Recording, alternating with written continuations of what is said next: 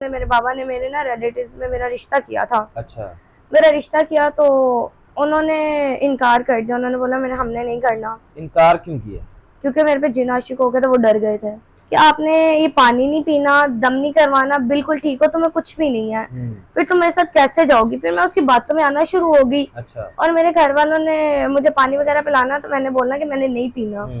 मेरे घर वालों ने फिर मुझे पता नहीं चलने देना, मुझे वो पानी पिलाते रहे। रिश्तेदारों में से कोई भी नहीं ऐसा जो अभी मेरे साथ इस टाइम शादी करने के लिए रेडी है। उसने हाजिरी करवाई, किस चीज की हाजिरी? जिन मतलब जिन को बुलाने की, और जिन मेरी बॉडी में आ गया था। आपकी बॉडी में जिन दाखिल हो गया है? जी। और उसने बताया, फिर वो आलिम ने पूछा कि हाँ जी आप इधर क्या कर रहे हो, क्यों इस लड़की के पीछे, क्यों नहीं इसकी जान छोड़ रहे।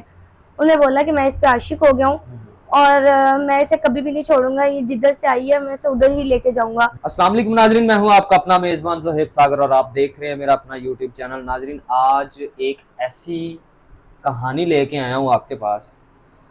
आप सुनेंगे तो हैरान हो जाएंगे कि ऐसा भी होता है। फिल्मों ड्रामों में देखा होगा कि खूबसूरत तरीन लड़कियों पे जिन्नात जो हैं वो आशिक हो जाते हैं। मैंने अपनी लाइफ में जो है बहुत कम रियलिटी देखी थी, लेकिन जब मुझे पता चला कि ये जो बैठी हुई है मेरे पास, इन पे भी जो है ना कुछ ऐसी जो है ना वो हवाई चीज़ें जिनको हम कहते हैं, जिन्नात कहते हैं, उनकी जो है इनमें जो हाज़िरी हुई, इनसे पता नहीं उनको मोहब्बत हुई या पता नहीं इन्होंने उनको छेड़ा, कुछ भी ऐसा क्या होता है, सारी कहानी इनसे जानते हैं कि कैसे हुआ, किस तरह से हुआ और कब हुआ। अस्सलाम वालेकुम। वालेकुम अस्सलाम। क्या हाल है? अल्हम्दुलिल्लाह वेल। अभी भी मैं किससे बात कर रहा हूँ? ऑब्वियसली मेरे से बात कर रहे हैं। कोई हवाई चीज़ तो नहीं है अंदर? नहीं नहीं, अल्हम्दुलिल्लाह मैं बिल्कुल ठीक हूँ।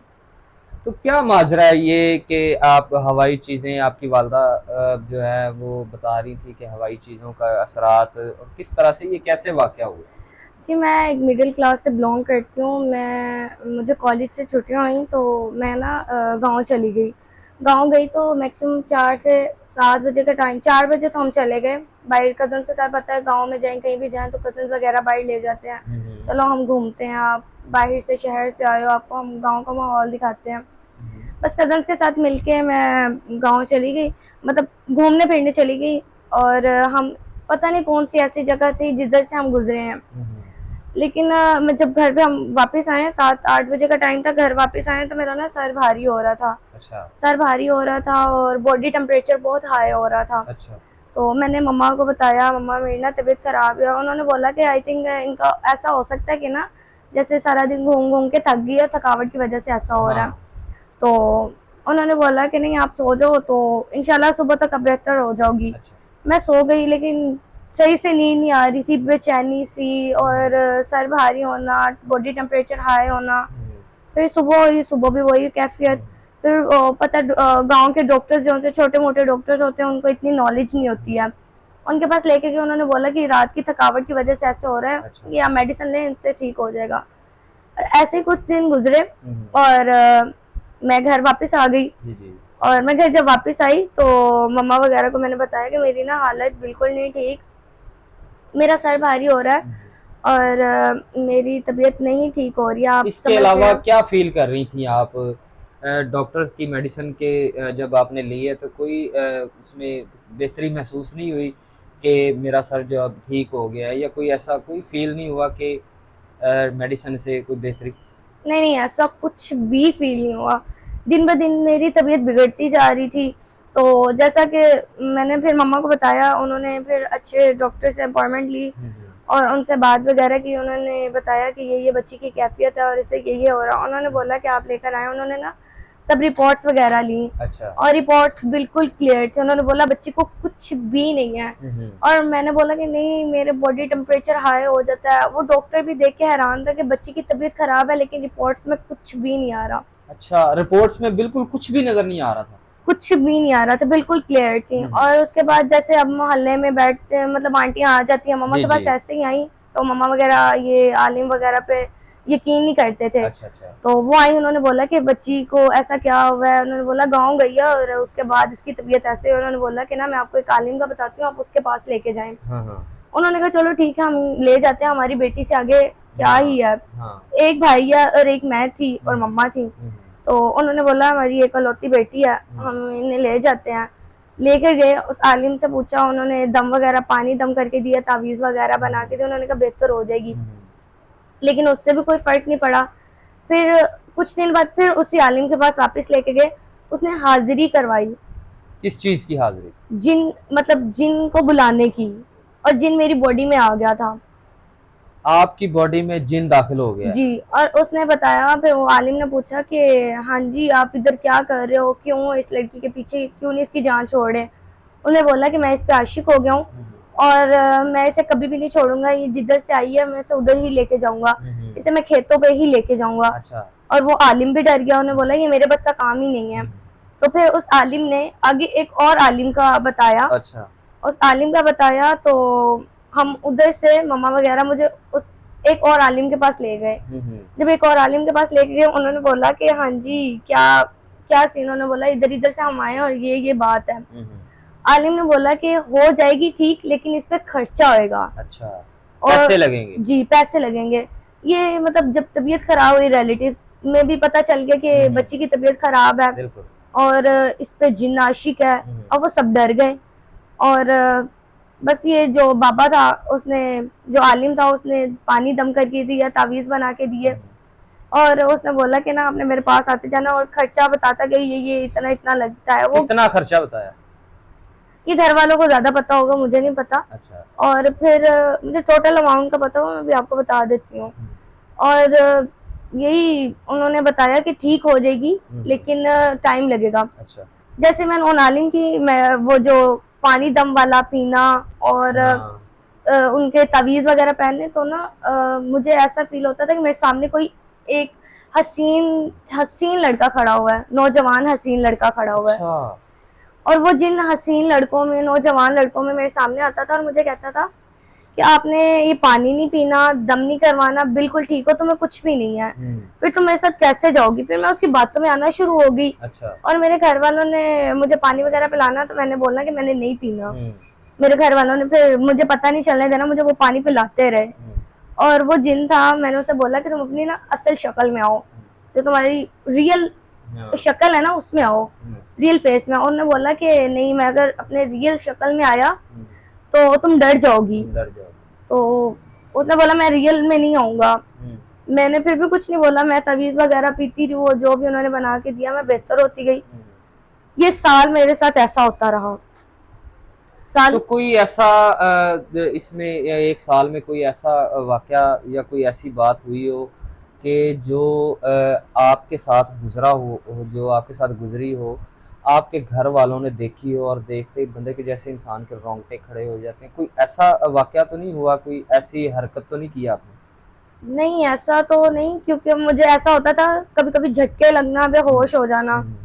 वो जैसे लड़कों में या लड़कियों में जैसे वो जिन्नात आते हैं, उनकी आवाज़ें ही चेंज हो जाती हैं। लड़का है तो कुड़ी लड़की की आवाज़ में बोलने लग जाएगा, कोई और ज़ुबान बोलने लग जाएगा। ऐसे बहुत सारे वो होते हैं जो है ना। आपके साथ कोई इस तरह का? नहीं, मेरे साथ ऐसा नहीं हुआ, मुझे झटके लगना शुरू हो जाते थे, मैं बेहोश हो जाती थी। अच्छा। फिर वो आलिम की जो दी हुई दवाइयाँ, जो भी उनके अमलात थे, वो मैंने किए, वजीफा मम्मा वगैरह करते रहे हम, उससे मैं बेहतर होती गई। और मेरे रिलेटिव्स में, मेरे बाबा ने मेरे ना रिलेटिव्स में मेरा रिश्ता किया था। अच्छा। मेरा रिश्ता किया तो उन्होंने इनकार कर दिया, उन्होंने बोला हमने नहीं करना। इनकार क्यों किया? क्योंकि मेरे पे जिन आशिक हो गए थे, वो डर गए थे। अच्छा, उन्होंने कहा कि जिन आ गया है, अब हमने रिश्ता नहीं करना, डर गए सारे? जी बिल्कुल, सब डर गए। और रिश्तेदारों में से कोई भी नहीं ऐसा जो अभी मेरे साथ इस टाइम शादी करने के लिए रेडी है। और उसके बाद इनसे ही रिलेटिव्स, जब मैं बाबा से दम वगैरह करवाती रही, इन रिलेटिव से ही उधार ले लेके, करीबी रिश्तेदारों से उधार ले लेके इतना ज़्यादा कर्जा हो गया कि अभी मम्मा भाई इतने ज़्यादा परेशान हैं। और वो घर पे आके बातें करते हैं कि हमारा कर्जा दें, हमारा कर्जा दें। तो उन्हें एक ही बात करते हैं कि इंशाल्लाह हम आपको वापस कर देंगे। तो ये कितना कर्जा है? 2.5 लाख। 2.5 लाख रुपया आपके इलाज पे लगा, जो कि आपके घर वालों ने अपने रिश्तेदारों से उधार मांगा है, जी जी और अब वो वापस देना है और वो तंग कर रहे हैं। जी बिल्कुल। अच्छा, तो भाई क्या काम करते हैं? भाई प्राइवेट जॉब करते हैं, जिस वजह से घर का खर्चा इतना मुश्किल से होता है। जैसे आपको पता है, घर के किराए, बिजली के बिल इतने ज़्यादा होते हैं, और घर का किराया, बिजली का बिल और घर का राशन वगैरह, यही बहुत मुश्किल से घर होता का है। कितना किराया है घर का? मैक्सिमम 25,000 है। 25,000 घर का किराया है। और आपके भाई की मैक्सिमम तनख्वाह पाकिस्तान में 35 से 36,000, 40,000 होती है। जी। बाबा क्या करते हैं? बाबा की डेथ हो चुकी है। ओह, इन्ना लिल्लाहि व इन्ना इलैहि राजिऊन। अच्छा, मतलब घर सारा भाई संभाला हुआ, भाई ने, उसमें 25,000 घर का किराया बहुत ज़्यादा किराया नहीं है? जी, मतलब ऐसे ही लाहौर में अगर आप कहीं भी किसी भी जगह पे कोई रहेंगे, थोड़े किराए वाले घर में नहीं आप एडजस्ट हो सकती? कितनी फैमिली है? मैक्सिमम भाई हैं, मम्मा और मैं हूँ। तो इतना बड़ा घर, भाई मैरिड है? जी, भाई मैरिड है। हाँ, फिर तो है, 2 कमरों वाला घर, जाहिर सी बात है 20-25 हज़ार में मिलता है। जी जी इसमें बिल भी इंक्लूड ही होगा। बिल अच्छा, दूसरी बात ये है कि अब शादी आपकी, कोई भी रिश्तेदारों में से आपसे शादी करने के लिए कोई भी राज़ी नहीं है। वालिदा आपकी इतनी ज़्यादा परेशान है, कर्ज़े को लेके भी और आपकी शादी को लेके भी। जी जी बहुत ज़्यादा परेशान है। नहीं, कर्ज़ा उन्होंने दे दिया रिलेटिव्स ने, शादी क्यों नहीं कर रहे? कर्जा दे दिया कि बेटी ठीक हो जाए, लेकिन वो भी उनसे रिक्वेस्ट कर करके लिया कि हमारी इकलौती बेटी है, हमें इससे बढ़कर कुछ भी नहीं, हम आपके जो भी कर्जे हैं हम वापस कर देंगे। तो बेटी अब ठीक हो गई है, आपने बताया नहीं कि मैं अब बिल्कुल ठीक हूँ? लेकिन उनको यकीन ही नहीं होता। क्यों, आप उनको जब वो आते हैं पत्थर मारने लग जाते हैं? नहीं, ऐसा तो नहीं है। तो मतलब फिर तो यकीन करना चाहिए, जबकि एक इतने पैसे भी लग गए हैं, और अब माशाल्लाह मेरे सामने तो आप बिल्कुल ठीक बैठी हुई हैं। जी बिल्कुल, अल्हम्दुलिल्लाह मैं बिल्कुल ठीक हूँ। लेकिन हम्म, एक बंदे का जब ज़मीर किसी चीज़ से उठ जाए, हम्म। तो वो मतलब उनको नहीं अच्छा लगता। जितना वो सब मेरे साथ अटैच थे, उतना दूर हो गए, इसलिए अब हम किसी को फ़ोर्स नहीं कर सकते। कोई भी माँ-बाप अपनी बेटी किसी के पास लेके तो नहीं ना जाएगा कि ये हमारी बेटी का रिश्ता करो। अगर बाहर से भी कई रिश्ते आते हैं, लेकिन वो नहीं होने देते, वो कहते हैं नहीं, इधर ना जाना, अब ये आप इश्यू है। हमारे पास हमारी वीडियो देख के हमसे रब्ता करके आई हैं, आपकी वालिदा भी बाहर बैठी हुई है माशाल्लाह, अल्लाह उनकी भी ज़िंदगी करे। तो अब आप ये चाहती हैं कि हमारी ज़िम्मेदारी से, हमारे चैनल के तवज्जो से आपका कहीं अच्छा रिश्ता भी हो जाए और आपका जो कर्ज़ा है वो भी उतर जाए। जी बिल्कुल। इसके अलावा तो कोई डिमांड नहीं है। नहीं, इसके अलावा ये बस ये है कि मेरी इज़्ज़त करने वाला हो, मेरी मम्मा की इज़्ज़त करने वाला हो, और हमारा जो कर्ज़ा वो उतार दे, उससे बढ़कर मुझे कुछ भी नहीं है। बहुत सारे हमारे देखने वाले हैं जो कि साहिब हैसियत होते हैं, दूसरी शादी की ख्वाहिश करते हैं। तो कोई दूसरी शादी करने वाला अगर आपसे शादी करने की ख्वाहिश करता है, आपका कर्ज़ा उतारता है, आपको इज़्ज़त देता है, नाम देता है, घर देता है, आपकी वालिदा को सपोर्ट करता है, तो कोई एतराज़ तो नहीं? नहीं, मुझे बिल्कुल भी कोई एतराज़ नहीं है। इज़्ज़त मैंने आपको पहले बताया, इज़्ज़त करने वाला हो, और मुझे इससे बढ़कर कुछ नहीं चाहिए, और मेरी मम्मा की इज़्ज़त करने वाला हो, और इससे बढ़कर कुछ भी नहीं चाहिए। और क्या सोचती हैं? ज़ाहिर-सी बात है, जवान है, खूबसूरत हैं, आपके भी बहुत सारे ख्वाब होंगे कि मैं जिससे शादी हो वो लड़का ऐसा होना चाहिए, इस तरह का होना चाहिए। तो कोई देखे हैं ख्वाब वगैरह? नहीं, ऐसा अभी तक तो नहीं, जब से मतलब ये वाक़या हुआ उसके बाद तो कोई ख्वाब नहीं ऐसा देखा। तो कितनी उम्र का होना चाहिए? ये तो अब आप पे डिपेंड करता है, देखते हैं क्या कितने का ये अब देखिए, होगा, हमें लेकिन तो 50 साल वाला बंदा भी फ़ोन करके बोलेगा कि जी मेरा रिश्ता करवा दो, मैं इसका कर्ज़ा भी उतार देता हूँ और हर चीज़ करूँगा, इसका ख़्याल रखूँगा, दूसरी शादी है मेरी, तो आप कर लेंगी? मुझे कोई इश्यू नहीं है। पक्की बात है? जी। कर्ज़ा उतर जाए, आपकी वालिदा का ख़्याल रखे, आपको इज़्ज़त दे, कोई एतराज़ नहीं। जी, बिल्कुल कोई एतराज़ नहीं है। और कोई डिमांड है तो अभी ऑन एयर कैमरे के सामने बता दें। नहीं, कोई डिमांड नहीं है। मेरी एक ये है कि मेरी मम्मा जहेज़ नहीं दे सकती। और कोई डिमांड? नहीं, इनफ। आप शादी के बाद अपनी वालिदा को अपने साथ रखेंगी या वो भी कोई इशू नहीं है?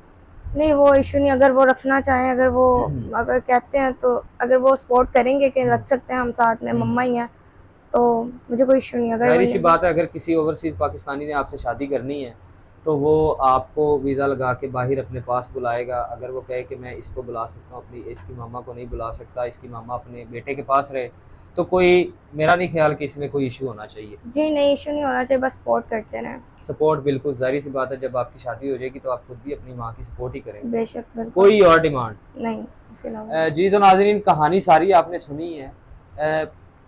परेशानी है कर्ज़े की, कर्ज़ा चढ़ा हुआ है जो कि इनकी बीमारी पे लगा है, हम तो बीमारी कहेंगे। अल्लाह ताला इनको शफ़ा दी है, अल्लाह ताला ने बुरे असरात से बचाया है।